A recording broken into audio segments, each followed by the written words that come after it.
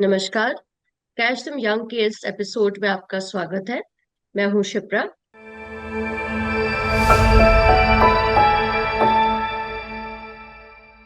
हमेशा की तरह मैं इस बार एक नए शहर से एक नए उभरते बच्चे के साथ प्रस्तुत हूँ। आज हमारे साथ है सोनी। सोनी गवर्नमेंट सर्वोदय कन्या विद्यालय में 12वीं की छात्रा है और एक उभरती हुई मूर्तिकार और चित्रकार है। हाल ही में सोनी को भारत सरकार द्वारा प्रायोजित कला उत्सव में तृतीय स्थान मिला और वो आगे बहुत कुछ करने की मंशा रखती है। कोई भी कलाकार किसी व्यक्ति, वस्तु या बिल्डिंग, इस तरह की चीजों को ध्यान में रख करके अपनी प्रस्तुति बनाने की कोशिश करता है, अपनी कला को प्रस्तुत करने की कोशिश करता है। ऐसी लगन और समर्पण के साथ अगर कोई भी कला को मूर्त रूप दिया जाए, उसको चित्रकारी का रूप दिया जाए, तो वो एक अनूठी कोशिश होती है। और इस तरह की अनूठी कोशिश को प्रस्तुत करने के लिए कैच टम यंग हमेशा ही प्रस्तुत है। तो चलिए मिलते हैं आज सोनी से। Hello Soni. Catch the young में आपका स्वागत है। आपको अपने बारे में हमारे दर्शकों को कुछ बताना चाहिए। प्लीज आप आगे इस वार्ता को ले जाइए। यस मैम, सबसे पहले तो मैं सबको इसलिए धन्यवाद देना चाहूंगी क्योंकि उन्होंने मुझे अपने परिचय देने का वो अवसर दिया। इसके लिए आपको भी थैंक यू मैम। और मेरा नाम वेलकम। सोनी है, मैं दिल्ली से हूँ और मैं सर्वोदय कन्या विद्यालय कक्षा 12वीं में पढ़ती हूँ। और मुझे चित्रकला का बहुत शौक है और मैं बचपन से ही करती हूँ और मुझे करना बहुत अच्छा लगता है। सोनी, आपको पेंटिंग और मूर्ति कला के प्रति रुचि कब उत्पन्न हुई? मैम, पेंटिंग के लिए रुचि तो मेरी जैसे तीसरी क्लास में जब मैं पहली बार प्रतियोगिता में गई थी, वहां पे मैंने प्रतियोगिता में हिस्सा लिया। और जैसे जैसे मैं प्रतियोगिता में हिस्सा लेती थी वैसे वैसे मेरी पेंटिंग में रुचि बढ़ती जाती थी, जैसे कि इससे आगे बढ़ूंगी तो इससे अच्छा और करूंगी। और मूर्ति कला में मेरा इंटरेस्ट तो 10वीं क्लास में जब आई ना, तब मैंने मूर्ति कला शुरू की। तो मूर्ति कला में रुचि मेरी 10वीं क्लास से है। सोनी, तीसरी कक्षा में प्रथम स्थान पाने का अनुभव कैसा रहा? और उस समय जो आपने पेंटिंग्स और ड्राइंग्स शुरू की थी, उसकी शुरुआत कैसे हुई? हम लोगों को इस बारे में थोड़ा बताओ। तीसरी क्लास में जब मैं प्रतियोगिता में प्रथम आई थी, तब का अनुभव मेरे लिए बहुत ही ज्यादा उत्साह और गर्व से भरा था, जो मतलब मेरे अंदर के आत्मविश्वास को और बढ़ाता था। और पेंटिंग में तो एक मैम थी जिन्होंने मतलब मैं पहले थोड़ा बहुत ड्राइंग करती थी, उन्होंने फिर मेरी ड्राइंग को देखा और फिर मुझे और भी कुछ बनाने के लिए देती थी बोल। तो उनके उनकी वजह से और मेरी पेंटिंग में निखार आया। मतलब तीसरी क्लास में थी तो उन्होंने कुछ कुछ मुझे सिखाया था, जिसकी वजह से और भी अच्छे से मैं कर पाई। तो तब तो आप काफी छोटे होगे, बट क्या आपको याद है कि उस समय की जो विन थी, उस समय की जो जीत थी, वो आपको किस तरफ कला की यात्रा में आपको किस तरफ आगे लेके गई, और उससे आपका हमेशा के लिए किस तरीके से उत्साहवर्धन होता रहा? मैम, प्रतियोगिता में जैसे जैसे मैं हिस्सा लेती थी और जीतती थी तो उसके लिए मुझे बहुत ही अच्छा लगता था, और इससे मुझे ये मतलब आगे प्रेरणा मिलती थी कि आगे जाऊंगी और बेहतर करूंगी।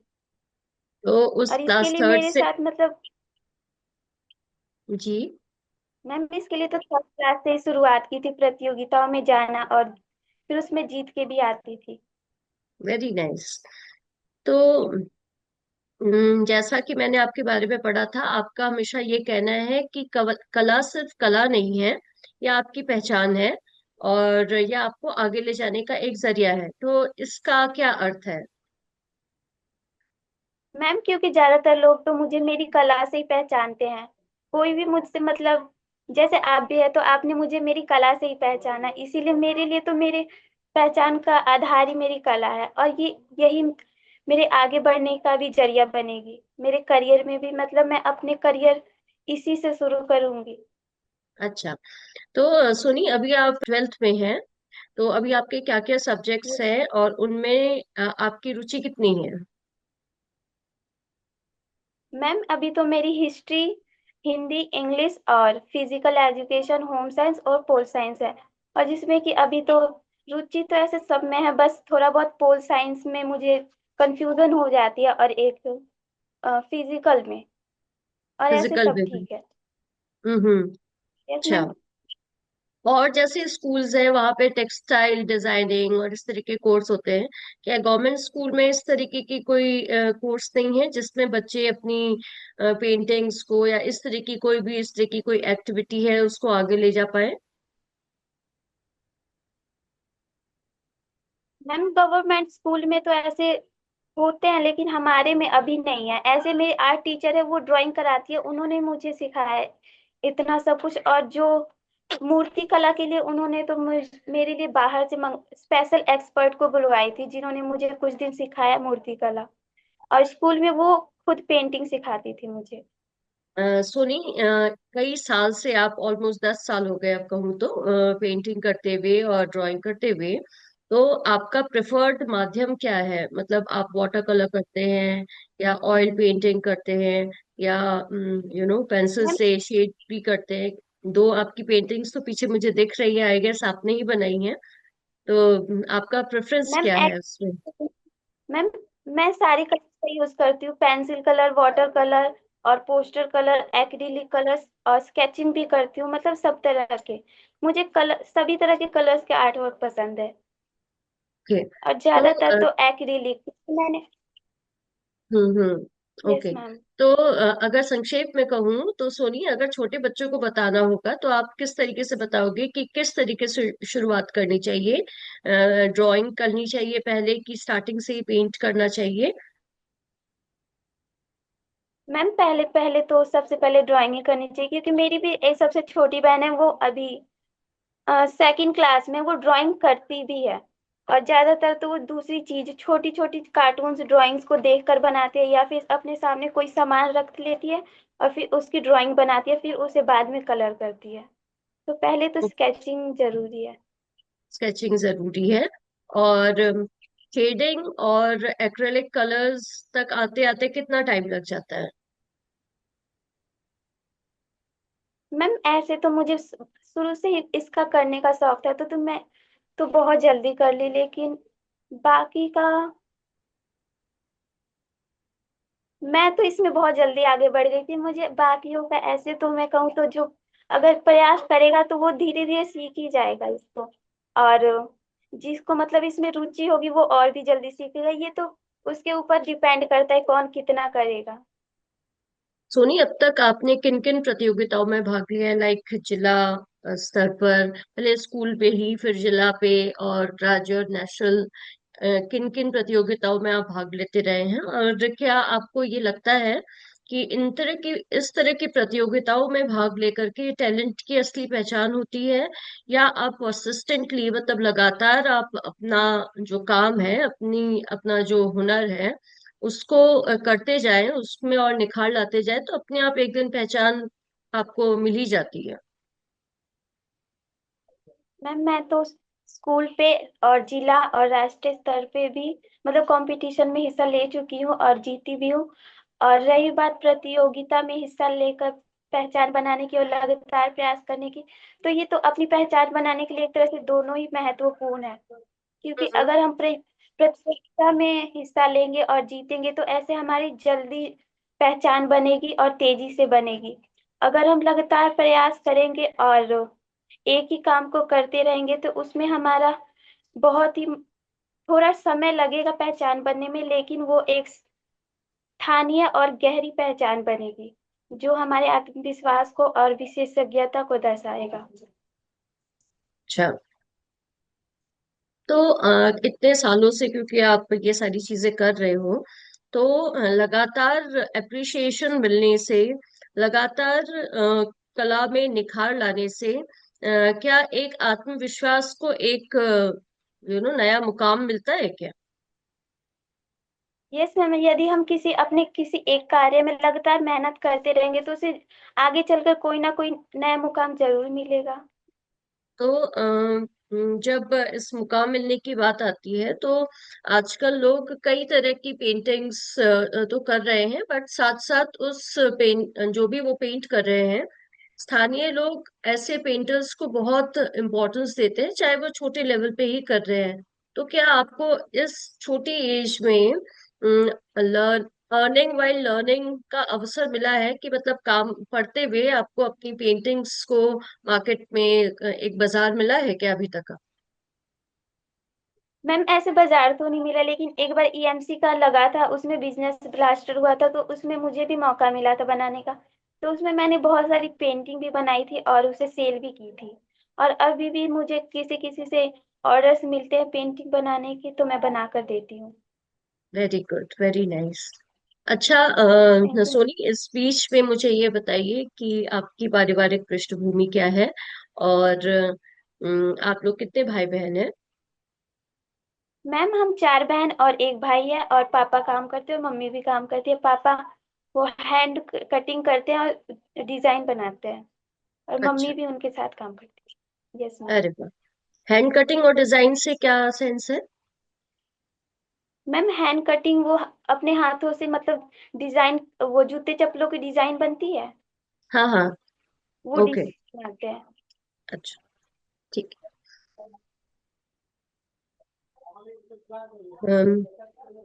सोनी, कला उत्सव में पार्टिसिपेट करना कितनी बड़ी उपलब्धि रही, और आपके लिए ये खास क्यों है?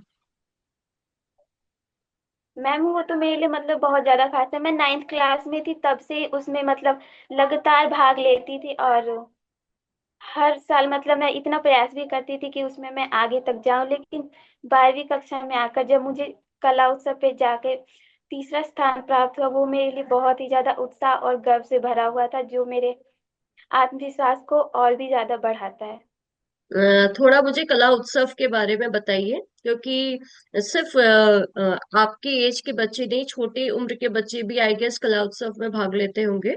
उसका क्राइटेरिया क्या यस है, और वो किस तरीके से आयोजित किया जाता है, और कहाँ कहाँ होता है? मैम, कला उत्सव पहले तो डिस्ट्रिक्ट लेवल पे हम करते हैं, करा हम्म। गए थे, और डिस्ट्रिक्ट लेवल के बाद स्टेट लेवल, स्टेट लेवल के बाद होता है नेशनल लेवल। हम्म। ओके।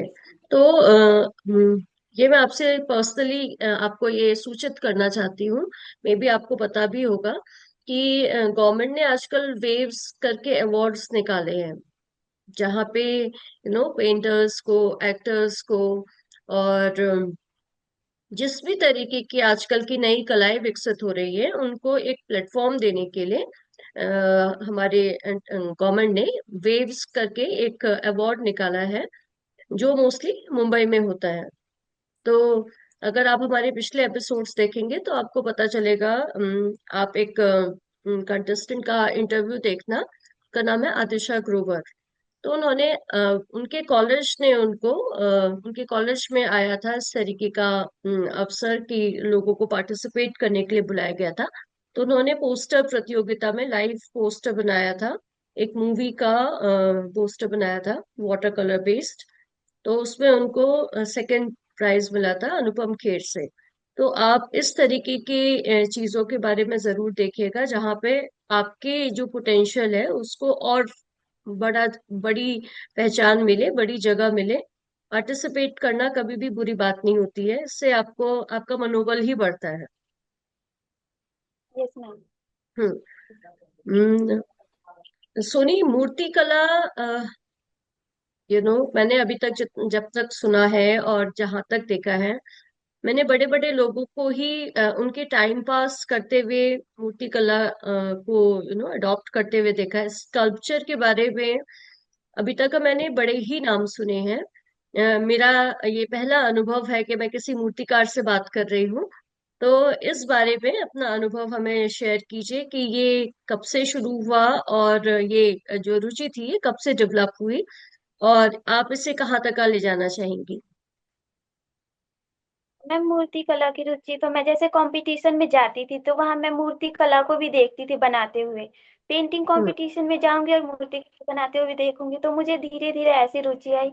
तो फिर मैम ने स्कूल में ही एक स्पेशल टीचर को बुलाया, जिन्होंने मुझे स्कूल में ही मूर्ति कला को सिखाया और बारीकियों के बारे में बताया, जिससे मतलब धीरे धीरे करके मूर्ति कला में मेरा और भी ज्यादा बेहतर बेहतर बनाने लगे धीरे धीरे। और उसकी जो भी मतलब टूल्स यूज करना और डिटेलिंग्स डालना, ये सारा मतलब कुछ दिनों के लिए टीचर बुलाए बुलाए थे, उनकी वजह से हुआ। और यूट्यूब से भी मैंने बहुत वीडियोस देखी, और धीरे धीरे बनाते बनाते फिर इतना तो हो ही गया जितना कि नेशनल लेवल तक जाऊं। और उसके लिए तो मैम ने भी बहुत हेल्प की मेरी। और एक सर भी आते थे जिन्होंने मुझे बताया कि नेशनल लेवल में जाने के लिए उसमें कुछ कुछ ऐड करने के लिए बोले थे। तो उनके हिसाब से भी मैंने उसमें अ, नीचे के फ्लाईओवर बनाए थे। और एक अपर्णा मैम है। अपर्णा मैम ने भी मुझे कंपटीशन में जाने से पहले ये सब बताया था कि स्टेयर्स बनाना और बिल्डिंग के बारे में। तो मैंने वो भी बनाया था, वो भी मेरे लिए बहुत हेल्पफुल रहा इस कंपटीशन में। सुनिए, आप अपना कितना टाइम पढ़ाई में स्पेंड कर पाते हैं इसके अलावा? क्योंकि अभी आप यंग जनरेशन किड हैं, तो खेलने कूदने में भी कोई रुचि है, या एकदम डाई हार्ट आप पेंटर और स्कल्पचर ही पे ही अपना टाइम स्पेंड करते हैं कि दूसरी चीजों के लिए टाइम नहीं मिलता? मैम जब तक कंपटीशन चलता था तब नेशनल लेवल के लिए, तब तो ज्यादा टाइम मैं स्कल्पचर पे ही अपना टाइम स्पेंड करती थी। हाँ सोनी, 12वीं कक्षा में कला उत्सव में आपको तृतीय स्थान मिला। इस पूरी यात्रा में आपको क्या क्या सुझाव मिले, और आप अपने दर्शकों को इस कला के बारे में क्या बताना चाहेंगी कि इसमें किस तरह के टूल्स, किस तरह की मिट्टी, और किस और अन्य किस प्रकार की विधाओं का इस्तेमाल होता है मूर्ति कला के लिए? पहले तो अनीता मैम जिन्होंने मेरी सारी जरूरतों की चीजों को लाके मुझे दी और सबका यूज बताई। उन्होंने ही मुझे टूल्स ला कर दिए जो कि लकड़ी के भी थे उसमें, और रबड़ वाले भी होते हैं वो टूल्स भी थे। और एक तो क्ले मिट्टी, चिकनी मिट्टी होती है, चिकनी मिट्टी का यूज की थी। और उसके फ्रेम के लिए बस एक मैंने डंडा यूज किया था। तो मैम जब कंपटीशन में जाने वाली थी तो इसके लिए प्रैक्टिस करती थी, तो सर आते थे, उन्होंने मुझे नीचे के बैकग्राउंड के बारे में बताया और स्टेयर्स के बारे में बताए थे। और नीचे के फ्लाईओवर का उन्होंने ही मुझे बताया कि कैसे बनाते हैं। और और एक तो मेरी मैम थी आर्ट टीचर, उन्होंने भी बताया इसके बारे में। और अपर्णा मैम ने भी मुझे कुछ बता कंपटीशन में जाने से पहले उन्होंने भी मुझे सुझाव दिया था कि उसमें मैं बिल्डिंग्स बनाऊं, स्टेयर्स बनाऊं जिससे वो थोड़ा घुमावदार और अच्छा लगे। हम्म। और इन टीचर्स की वजह से जो जो मुझे सुझाव मिला उन मतलब मेरे कंपटीशन में बहुत हेल्पफुल रहा।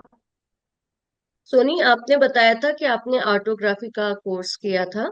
तो आर्टोग्राफी क्या है, और इसको सीखने में कितना टाइम लगता है, और क्या हमारे स्कूल्स में इस तरह की कोई सुविधा उपलब्ध है, सरकारी स्कूलों में?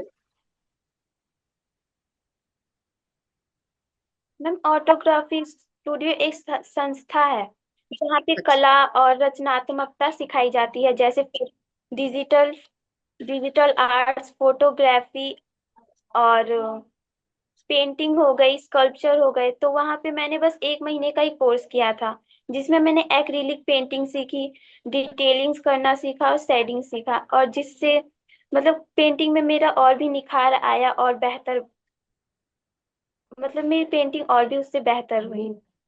तो ये इंस्टीट्यूट कहाँ पे है? मैम ये इंस्टीट्यूट ऐसे तो अभी पश्चिम बिहार से आगे सरस्वती बिहार की तरफ है। ओके। सीमित संसाधनों के बावजूद क्या ऐसा संभव है कि हम अपनी रचनात्मकता को एक रूप दें? पारिवारिक विवशताएं हर किसी के घर पे होती है, बट अगर अगर एक कहावत है कि हिम्मत मर्दा मदद खुदा। अगर हमारे अंदर अंदर हिम्मत है तो किसी भी प्रकार की रचनात्मकता है, किसी भी तरह का टैलेंट जो है वो छुप नहीं सकता है।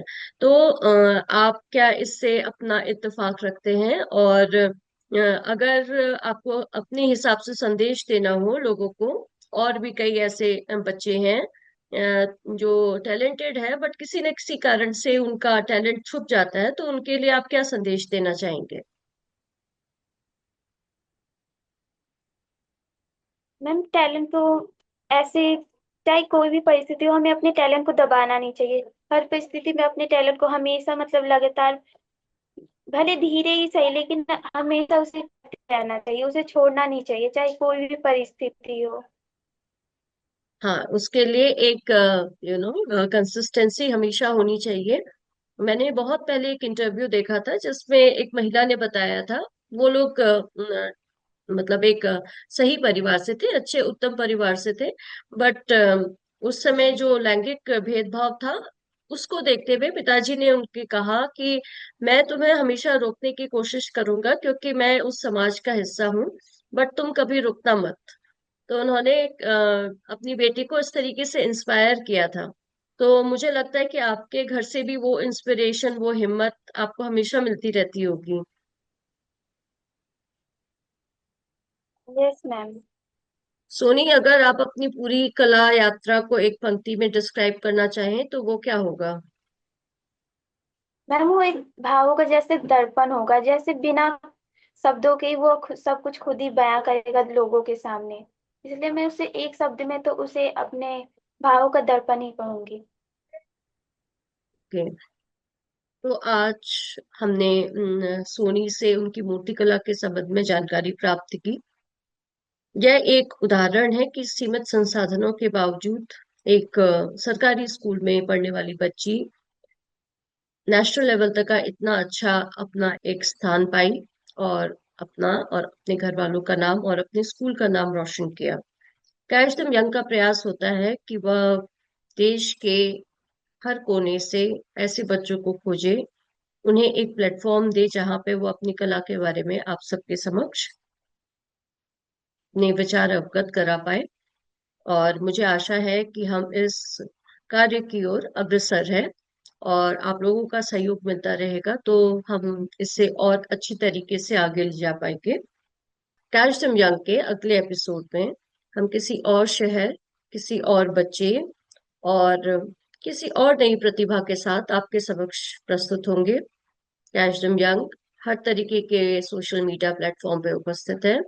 हमारे यूट्यूब चैनल को लाइक कीजिए, सब्सक्राइब कीजिए, अपने कमेंट्स भी दीजिए, और हमें बताइए कि आपको और किस तरीके की विधा के लोगों से मिलने की एक रुचि है। हम कोशिश करेंगे कि आपकी उस एक्सपेक्टेशंस तक पहुंच पाए।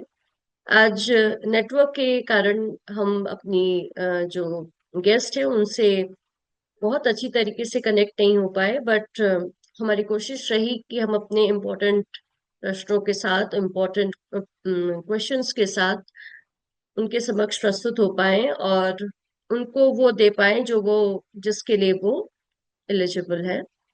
तो आज के लिए कैच देम यंग से इतना ही। अगर किसी और शहर के बच्चे से आपके साथ प्रस्तुत होंगे। और आपका बहुत बहुत धन्यवाद। अपना बहुत ध्यान रखिएगा। शुक्रिया।